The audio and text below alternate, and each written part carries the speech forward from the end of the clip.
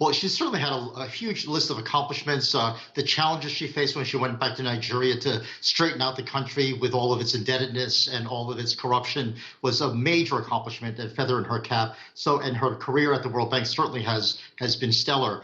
But one of the things that I think we have to be careful about is that WTO is a very special organization because the trade portfolio is a highly specialized portfolio. I'm an economist. I used to lead the team for the United States in all sorts of negotiations with different countries. And whenever we entered the trade ministry and we entered into discussing what the trade policies were, I certainly deferred to our lawyers and our legal experts and our trade experts because I, as a PhD economist from Columbia, as well trained as I was, really felt inadequate to deal with the very technical legal trade issues that were confounding the countries at the time. And that was 20 years ago. Right now, trade has become even more complex because of intellectual property protection and market access and really dealing with the changes in global trade patterns.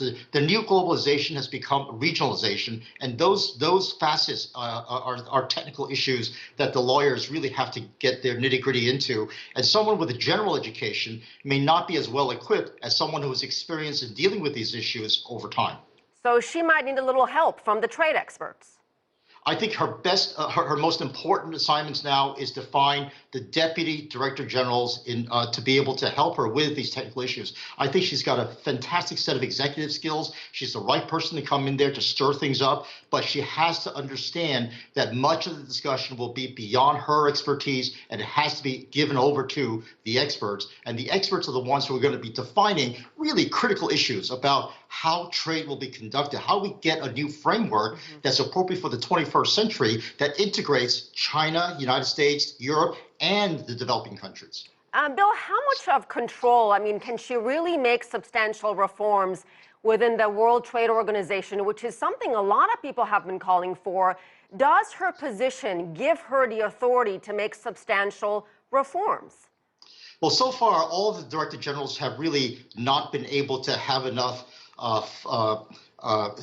character and forcefulness to be able to force the kind of reforms that are needed to face 21st century trade needs. I hope that with her enlarged portfolio coming in as a very successful finance minister, a tremendous career at the World Bank, will give her the kind of stature that will get the attention of the major trading partners to be able to really grab them and bring them together to the table to try to discuss what are real changes that are needed.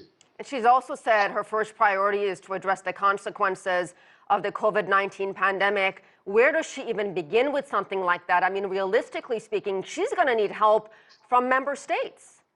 Well, the first thing to recognize is that you don't start setting up factories in the less developed countries to try to produce vaccines for those countries. It's to bring the logistics together and have the distribution network set up so that the lower cost, less demanding storage kind of vaccines like Johnson & Johnson and Glaxo and so on will be able to come forward and be able to be distributed in efficient ways to all of these emerging market economies in a way that allows that distribution to take place, taking into account local patterns and local needs. And that's where the integration needs are really going to be a challenge for her.